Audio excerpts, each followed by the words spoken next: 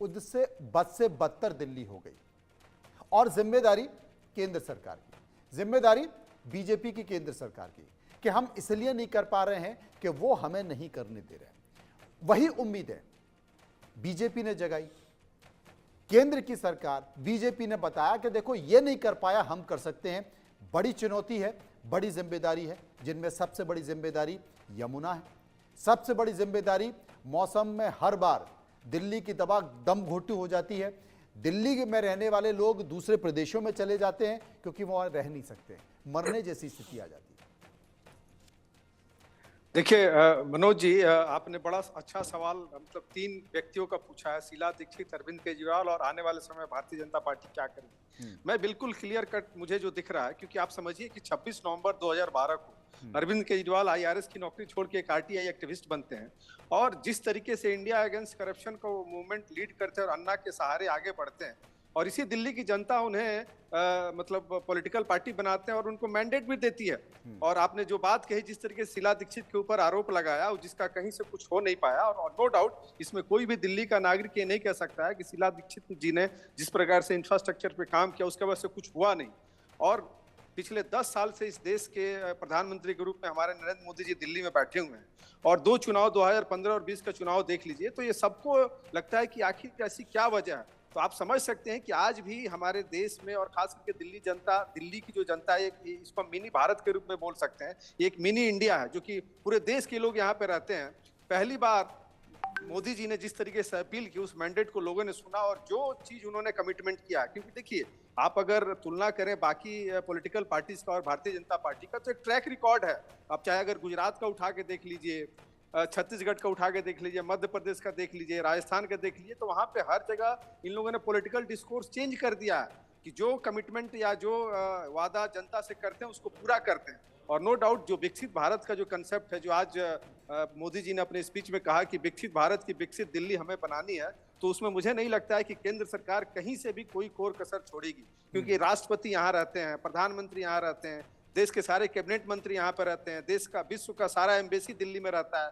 तो आप समझ सकते हैं कि किस तरीके का आज के डेट में जब हम बात करते हैं कि हमें डेवलपमेंट का एजेंडा पार करना है, और दिल्ली आपको कहीं से दिखती नहीं है, चाहे सिविर का प्रॉब्लम हो, आप देखिए किस प्रकार से ये एक गैस चेंबर में कन्वर्ट हो जाता है, कितने लोग बीमार पड़ते हैं, लोग दिल्ली छोड़ के जा रहे हैं, स्वच्छ जल नहीं मिल पा रहा है। आप देख सकते हैं जो कूड़ा का टीला बना हुआ है, जिस पहाड़ को खत्म करने की बात करते थे, आज तक वो वैसे का वैसा ही है। तो आप समझ सकते हैं बहुत सारी चुनौतियां हैं, और इस चुनौती को दूर करने के लिए केंद्र सरकार पूरा प्रयास करेगी, और प्रयास ही नहीं करेगी बल्कि इसको एक निश्चित समय में, चूंकि भारतीय जनता पार्टी का और जो भी स्टेट में जो शासन है वहां पे एक निश्चित समय पे ये लोग किसी भी इंफ्रास्ट्रक्चर को खड़ा करता है और जनता के सामने रखता है। और ये मोदी जी की जो गारंटी है, इसी चीज के लिए जाने जाते हैं, और यही कारण है कि चाहे गुजरात हो या केंद्र सरकार में तीसरी बार इनको मौका मिला है, तो देश की जनता ने इस चीज को कहीं ना कहीं भरोसे के कारण मिला है, गारंटी के कारण मिला, और अपनी व्यक्तिगत गारंटी वो देते हैं। रोली जी, आप क्या कहेंगी इस मसले पर के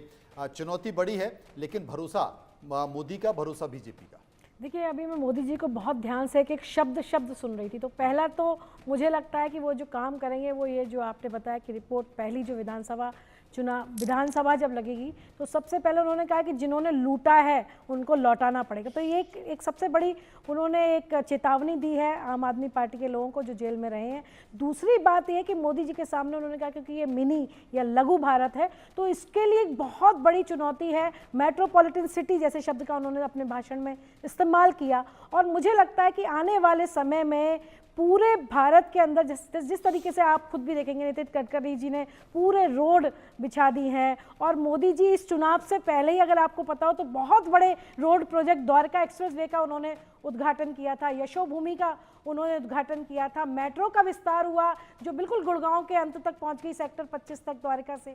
तो कुल मिलाकर के वो विकास के कार्य उन्होंने वहां शुरू कर दिए थे। और एक बहुत बड़ी चीज थी जो कि केजरीवाल हमेशा कह देते थे, जब भी लॉ एंड ऑर्डर की बात आती थी, महिलाओं की सुरक्षा की अस्मिता की बात आती थी, मैं भी जानती हूँ, मैं एक महिला हूँ, 2 बेटियों की माँ हूँ, जब मेट्रो में सफर करते समय थोड़ी छोटी मोटी छेड़खानी या जो लॉ एंड ऑर्डर और महिला सुरक्षा की बात आती थी, तो केजरीवाल जी बचाव करते थे कि सरकार, जो पुलिस है दिल्ली में, वो केंद्र की है और हमारे पास पुलिस के जो पावर्स हैं वो नहीं है। तो इस समय पुलिस के पावर्स भी केंद्र के पास है, भारतीय जनता पार्टी की सरकार केंद्र में भी और दिल्ली में भी है। तो ये एक बहुत बड़ी चुनौती होगी, सबसे पहले लॉ एंड ऑर्डर को मेंटेन करने की, महिलाओं की सुरक्षा को बिल्कुल अचूक बनाने की, जहां पर कोई चूक ना हो पाए। इसके साथ ही साथ दिल्ली को मुझे लगता है कि अब एक बहुत खूबसूरत एक जो पूरे विश्व में, जैसे कि कहा गया कि नरेंद्र मोदी जी विश्व के लीडर के तौर पर उनको प्रस्तुत किया गया, नड्डा जी ने, मैंने कहा था कि विश्व के सबसे बड़े एक लीडर जो है लोग, और उन्होंने संकेत भी दे दिया, क्योंकि वो 2029 की बात नहीं करते, वो 2047 की बात करते हैं। तो 2047 की अगर बात कर रहे हैं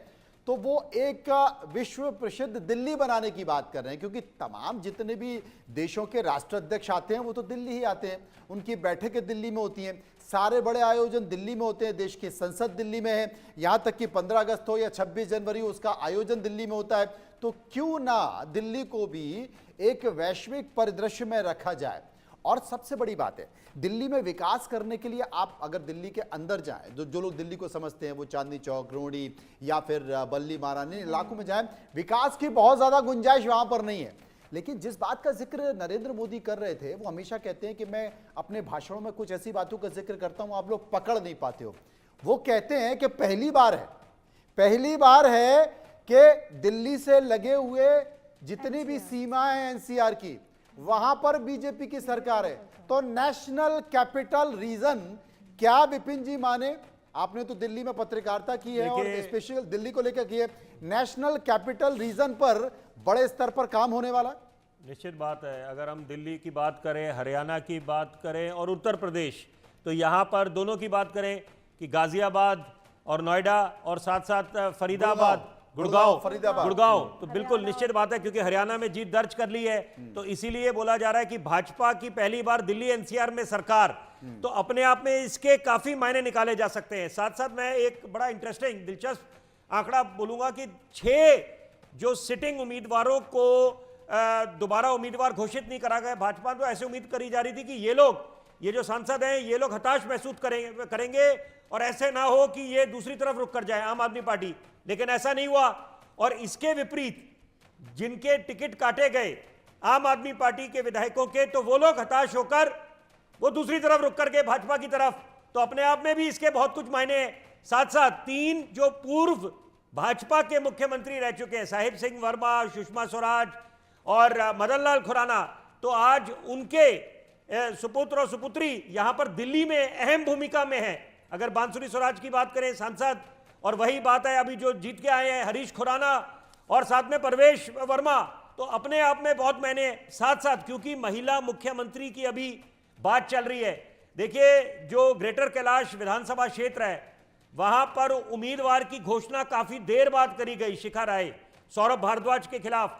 तो वहां पर ऐसा अनुमान लगाया जा रहा था कि क्या भाजपा चुनावी मैदान में स्मृति ईरानी को या मान के चलें कि मीनाक्षी लेखी को उतारेंगी, तो ऐसा नहीं हुआ। लेकिन यहां पर शिखा राय को उतारा और उन्होंने बिल्कुल ये जीत दर्ज करी है। तो अभी ये बड़ा दिलचस्प हो गया, क्योंकि दिल्ली की पूर्व मुख्यमंत्री अब आतिशी, तो यहां पर क्या भाजपा एक संदेश देना चाहती है? क्योंकि यूनाइटेड नेशन में यह बोला गया था, जब अमेरिका के दौरे में 2023 में प्रधानमंत्री गए थे नरेंद्र मोदी, उन्होंने बोला था हमारे हिंदुस्तान की खास बात क्या है, वुमेन लेड डेवलपमेंट, और यहां पर महिलाओं को जो सशक्त बनाने की हमने मुहिम छेड़ी है। तो अपने आप में इसके बहुत मायने। एक तरफ जो बयानबाजी का दौर चला था इन चुनावों में, तो यहां पर अगर दिल्ली को एक महिला मुख्यमंत्री मिलती है तो राजधानी को तो ये बहुत अच्छा संदेश जाएगा, क्योंकि आधी आबादी का बहुत अहम योगदान रहा है इन चुनावों में। दिल्ली आधी आबादी का बहुत योगदान रहा है। और हाल के समय में भारतीय, ये देखिए जिसका जिक्र मैं कर रहा था, अमित शाह कितने प्रफुल्लित और कितने खुश नजर आ रहे हैं। मैं हिमांशु जी से भी कह रहा था, और उनके चेहरे की जो हंसी है, अमूमन मुस्कुराते हैं, हंसते वो कम है। अमित शाह तमाम आयोजन पर देखे, लेकिन इतना लंबे समय तक, इतना देर तक उनके चेहरे की वो हंसी और मुस्कुराहट, क्या इसे हंसना कहेंगे, वो रुक नहीं रही। अभिवादन स्वीकार करते हुए निश्चित तौर पर इसमें कोई शक नहीं है कि भारतीय राजनीति का अगर आधुनिक चाणक्य किसी को कहा जाए तो वो अमित शाह है। क्योंकि नरेंद्र मोदी अगर किसी पर भरोसा करते हैं तो वो अमित शाह पे करते हैं।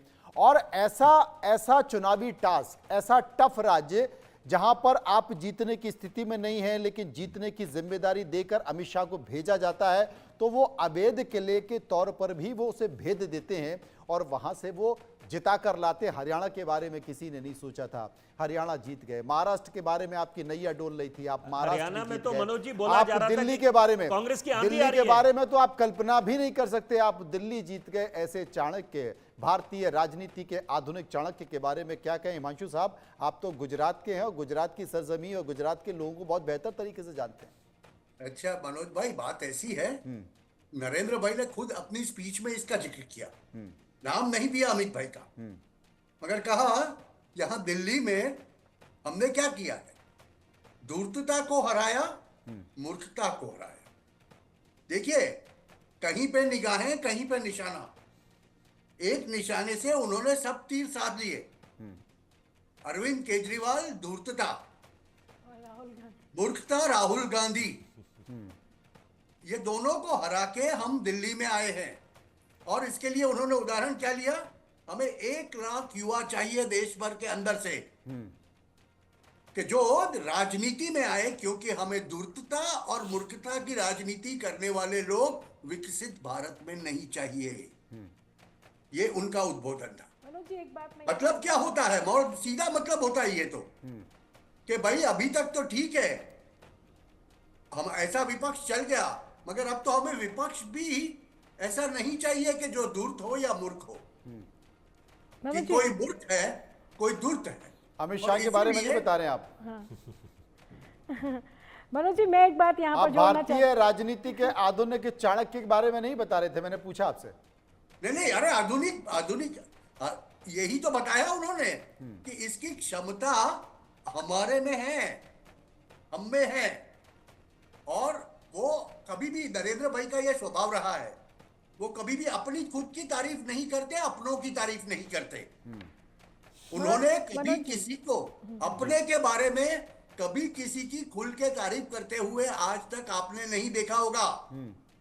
मैं उनको 30 साल से देखता आ रहा हूं, 30 साल से, जब से गुजरात में थे और यहां पर भी थे, वो कभी अपनों की तारीफ नहीं करते थे। वो कहते हैं हमने इनको बोल दिया था, बस बात खत्म हो गई।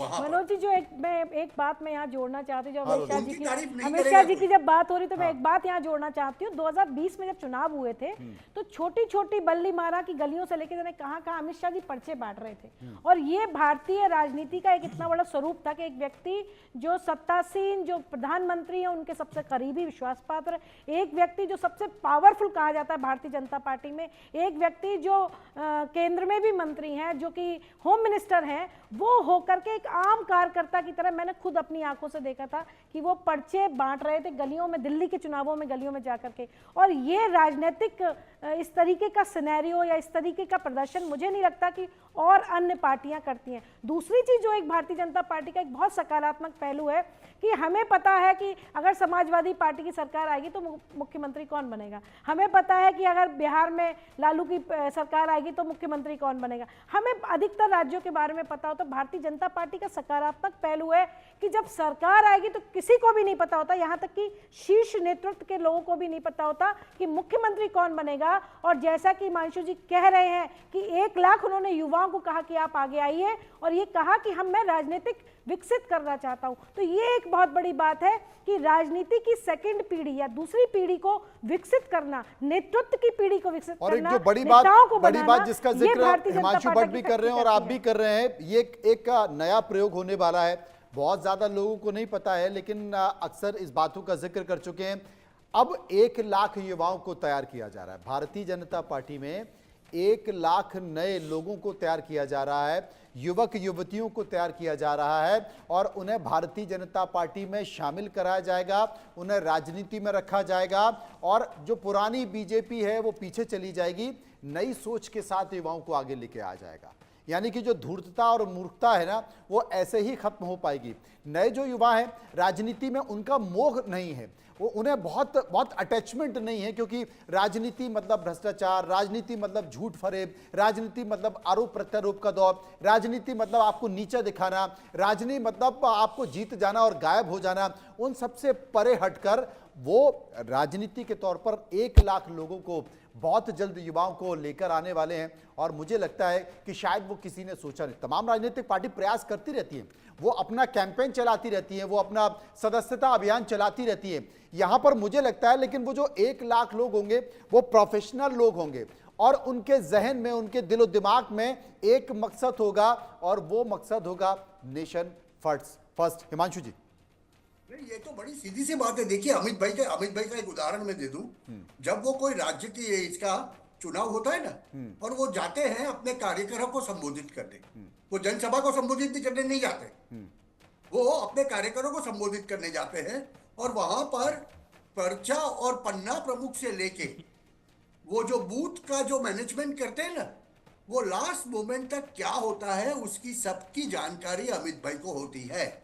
फिर वो गुजरात का चुनाव हो, राजस्थान का चुनाव हो, और इसीलिए शायद नरेंद्र भाई को और अमित भाई को दोनों को आप 10 साल के बाद मिलो ना तो भी भाजपा के कार्यकर्ता को वो अक्सर नाम से बुलाते। काफी पत्रकार भी ऐसे मिलेंगे आपको जो कहेंगे कि मैं 20 साल तक नहीं मिला था, फिर भी बाद अचानक उन्होंने मुझे देख लिया तो मुझे नाम से बुलाया। लोगों को ताज्जुब होता है। उसकी वजह यह है कि ये लोग जो भी करते हैं ना वो बड़ी निष्ठा से करते हैं। आप बोल रहे हैं ना कि उनको चाणक्य कहा जाता है, अरे चाणक्य ऐसे नहीं बना जाता भैया। आपको पता है जब वो गृह मंत्री बने गुजरात के पहली बार, उससे पहले 2 साल तक गुजरात से राज्य निकाला थे, उनको गुजरात में प्रवेश पर प्रतिबंध रख दिया गया था और वो 2 सालों के अंदर आपको ताज्जुब होगा अमित भाई ने वो दूसरे राज्यों में रह के गुजरात के हर एक जिले के भाजपा के प्रमुख कौन है, उप प्रमुख कौन है, भाजपा का अगर सरपंच है वहां पर तो वो सरपंच कौन है, उन सब से संपर्क किया। और ऐसे ही नहीं बना जाता। आपने ठीक कहा कि ऐसे ही कोई अमित शाह नहीं होता, ऐसे ही कोई नरेंद्र मोदी नहीं होता है। उसके लिए आपको तपना पड़ता है, उसके लिए आपको संघर्ष करना पड़ता है और संघर्ष करने के बाद यहाँ तक पहुँचा जाता है, क्योंकि शिखर पर पहुँचना बहुत मुश्किल है लेकिन उस पर टिके रहना बहुत कठिन होता है।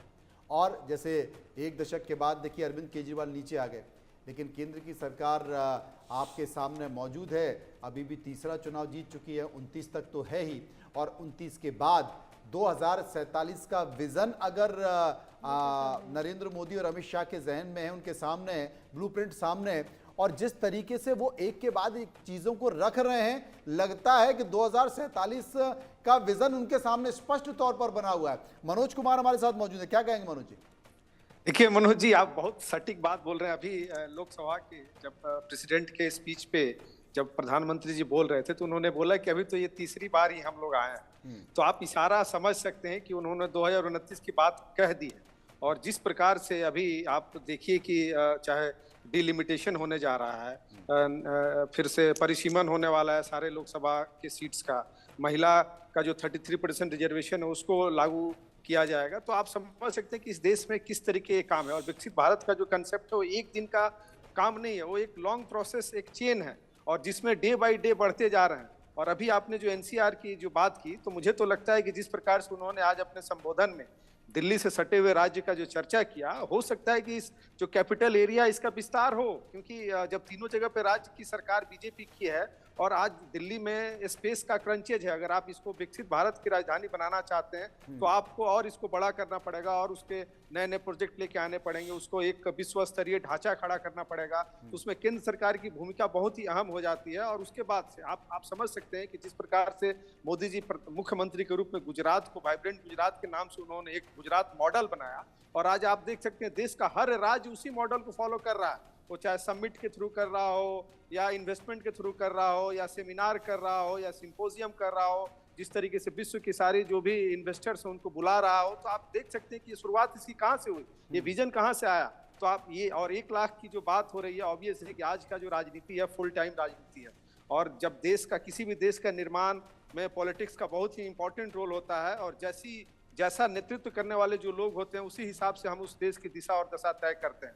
तो 1 लाख जो युवाओं की जो बात कर रहे हैं और जिस प्रकार की चुनौतियां आज पूरे विश्व के सामने, चाहे आर्थिक लेवल पे हो या राजनीतिक लेवल पे हो या सामाजिक लेवल पे हो, अगर अच्छे लोग नहीं आएंगे राजनीति में तो हम जो विकसित भारत की जो कल्पना कर रहे हैं वो शायद पूरा नहीं कर पाएंगे। और उसी को ध्यान में रखते हुए हमारे देश के प्रधानमंत्री जी जिस तरीके से इस चीज को इम्प्लीमेंट कर रहे हैं और आने वाले समय में हम सब लोगों को देखने को मिलेगा, उस कड़ी में दिल्ली का जो भी नेतृत्व करेगा एक बहुत ही माइलस्टोन मैसेज देने वाला होगा, जो कि बहुत ही बड़ा संदेश होगा। रोली जी आप कुछ बोल रही थी। मैं कह रही थी कि एक ये जो जीत है भारतीय जनता पार्टी की मिल्कीपुर चुनाव की, अगर हम यहाँ पर बात नहीं करेंगे तो थोड़ी सी अधूरी रह जाएगी। अयोध्या की सीट मिल्कीपुर, जिसके विधायक अवधेश कुमार जी जब अयोध्या से चुन के आए तो अखिलेश यादव जी ने कहा कि ये हमारे अयोध्या के राजा हैं। तो हम सब ने यही कहा था कि अयोध्या के राजा तो प्रभु श्री राम है, और आज उन्हीं के पुत्र जो हैं 61,000 वोटों से अधिक से हार गए हैं भारतीय जनता पार्टी के।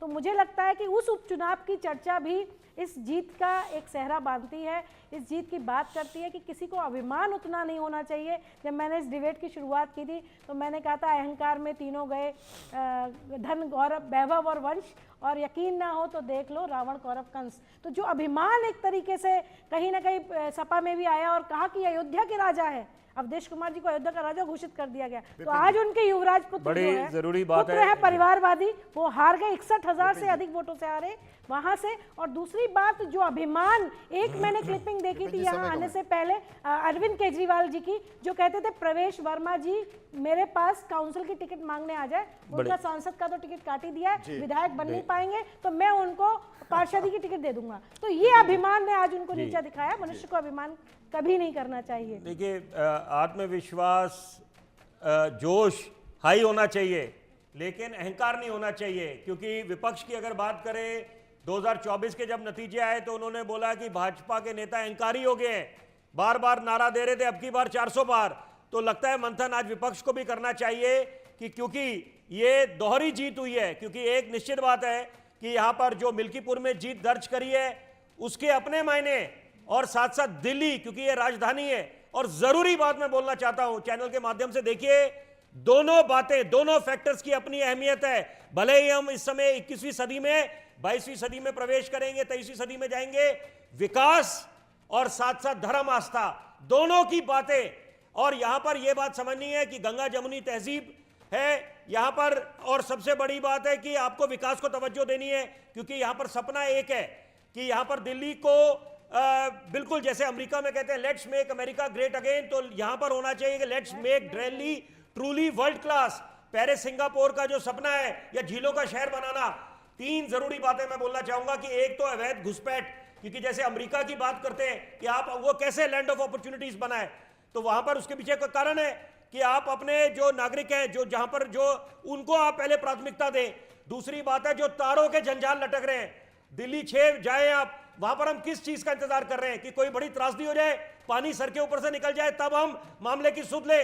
और साथ साथ जरूरी बात है कि आपको जो यमुना की सफाई करनी है, और ये जो एयर क्वालिटी इंडेक्स की बात होती है सर्दियों के समय, तो ऐसे तमाम बातें हैं। तो यहां पर अब क्योंकि घोषणाओं की झड़ी लगा दी है नेताओं ने, राजनीतिक दलों ने, तो अब बड़ा दिलचस्प हो जाएगा कि कितना इन पे अमल होगा। बिल्कुल बड़ा दिलचस्प हो जाएगा, लेकिन जो बड़ी बातें हैं, बड़ी बातें हैं, वो बड़ी बातें और मोटा मोटी जो बातें हैं वो बातें ये है कि भाई सब पीने के लिए स्वच्छ पानी मिल जाए, यमुना की स्थिति सुधर जाए, दिल्ली की हवा साफ हो जाए, दिल्ली की सड़कें सुधर जाएं, और अब तक जो केंद्र और राज्य का झगड़ा चल रहा था वो झगड़ा खत्म हो जाए। बहुत ज़्यादा दरकार वैसे भी इस देश के लोगों को नहीं होती है, वो वोट डालकर घर आ जाते हैं इस उम्मीद के साथ कि जो सत्ता का नया सूरज उदय हुआ है शायद वो हमारे लिए कुछ कर पाए। रोजगार ना पहले वो दे पाए थे ना अब ये दे पाए हैं। बातें ज़रूर होती हैं क्योंकि संभव भी नहीं है, उसके और क्या आयाम हो सकते हैं उन्हें स्थापित करने के लिए ज़रूर प्रयास करने चाहिए। लेकिन बहुत सारी घोषणाएं विपक्षियों ने भी की, सत्ता में जो पार्टी थी उसने भी की, और जो आने वाली है उसने भी की, लेकिन बेहतर दिल्ली कैसे बनेगी वो सबका हम सबको इंतज़ार इस बात का रहेगा। फिलहाल सभी मेहमानों का शुक्रिया करना चाहता हूँ। फिलहाल इतना ही, बाकी खबरों के लिए आप चलते रहिए इंडिया न्यूज़ के साथ। मुझे दीजिए इजाज़त, नमस्कार।